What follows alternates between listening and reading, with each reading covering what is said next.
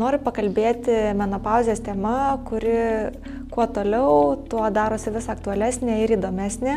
Kasgi yra menopauzė? Menopauzė tai yra laikotarpis, kai dingsta mėnesinės. Iki menopauzės yra pereinamasis laikotarpis, kuris yra apibrėžiamas kaip perimenopauzė.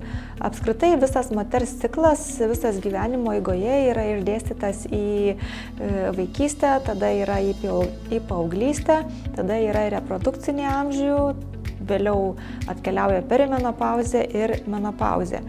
Prieš menopauzę yra būdinga perimenopauzė, kurios metu dažniausiai moteris skundžiasi menstruacinio ciklo pobūdžiais, kurie gali būti nuo labai prailgėjusio ciklo iki labai sutrumpėjusio ciklo. Tarkim, gali būti menstruacijos nuo 2 savaičių iki 2-3 mėnesių. Na ir menopauzė atkeliauja tada, kai 1 metai nėra mėnesinių.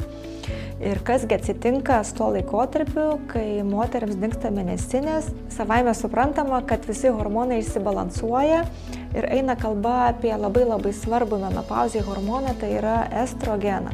Estrogenas, jisai yra atsakingas už mūsų gražią odą, už gražius plaukus, už norą gyventi, už norą judėti.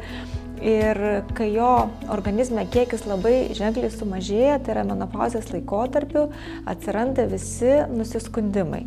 Kuogi moteris skundžiasi perimenopauzėje ir menopauzės laikotarpiu, tai kaip ir minėjau, paantrinsiu mėnesinių ciklo sutrikimu. Ir vienas būdingiausių, labiausiai išreikštų ir dažniausiai pasitaikančių nusiskundimų tai yra karščio bangos. Moteris atžymi, kad prakaitavimas yra būdingas naktį, moteris turi keisti rūbus, turi keisti patalynę, kadangi rūbai būna permirkę nuo prakaito ir savaime suprantama, tokie prakaitavimai naktiniai moteriai trukdo miegoti, ji neišsimiega, nes dažnai keliasi, ir aišku būna pavargus. Taip pat gali būti, kad moteris vargina ir dienos metu prakaitavimas, čia labiau eina kalba apie raudonį. Moterį išpila raudonis veido srityje, kaklo srityje, joms karšta, jos nori nusirengti, turi darbinius susitikimus, negali švarkelių dėvėti, tai iš tikrųjų pakankamai yra varginantis dalykas. Taip pat menopauzei labai būdinga yra nuotaikų kaitos, emociniai svyravimai, moteris nepažįsta savęs, moteris darosi suirzusios, darosi piktos, sako, man sunku šeimoje, manęs vyras nesupranta, manęs vaikai nesupranta, galiausiai aš pati savęs nesuprantu, kas man darosi, lankausi pas psichologus, pas psichoterapeutus, nes man reikia pagalbos ir moteris kreipiasi todėl, kad negali savo padėti, neatranda savęs, net pažįsta savęs ir tai yra labai būdinga menopauzei dėl estrogeno šuolio žemyn. Taip pat yra labai būdinga moterim visos odos sausumas, akių, gleivinių, apskritai visa oda yra labai sausi, moteris geria kolageną, geria daug skysčio, bet to pakankamo efekto ir nesulaukia. Dar kokie nusiskundimai vargina moteris, tai širdies permušimai, daužosi širdis. Moteris kreipiasi pas kardiologus, ieško pagalbos ir vėlgi tos pagalbos nesulaukia. Taip pat yra būdinga ir šlapinimosi sutrikimai. Dėl sausumo yra sausa makštis, yra sausa visa šlapinimosi takų sistema ir dėl to dažniau pasitaiko šlapinimosi problemos.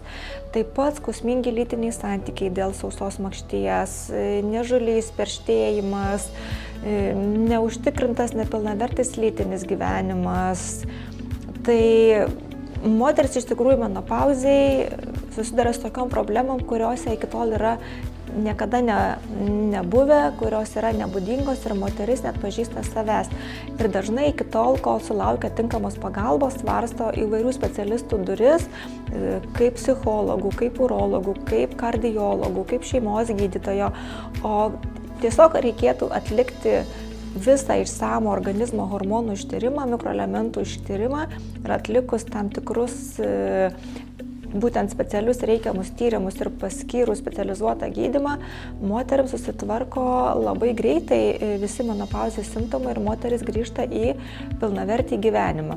Visos moteris labai bijo gydymo dėl žodžio hormonų terapija. Tačiau gydymui ne visuomet reikalinga hormonų terapija. Kartais tiesiog užtenka paskirti mikroelementus, tokius kaip vitaminą D, kurio dažniausiai yra trūkumas ir jisai sukelia naktinius prakaitavimus, kaip geležies preparatus, nes dėl geležies stokos moteris jaučiasi labai silpnos, pavargusios, trūksta energijos.